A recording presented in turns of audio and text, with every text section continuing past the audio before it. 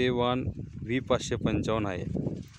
आज 22 ऑगस्ट रोजी शिंदे सर आणि आम्ही चारडी येथील प्लॉटवर व्हिजिट केली असता एका झाडावरती बोंड 70-80 परिपक्व झालेले आहेत आणि प्रत्येक बोंडाची साईज एकदम मोठी आहे।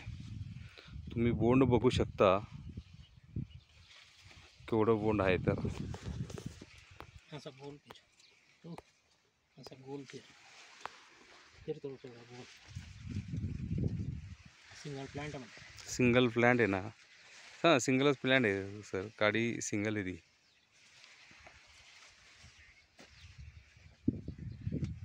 फिर असा तेच जायला हो ना।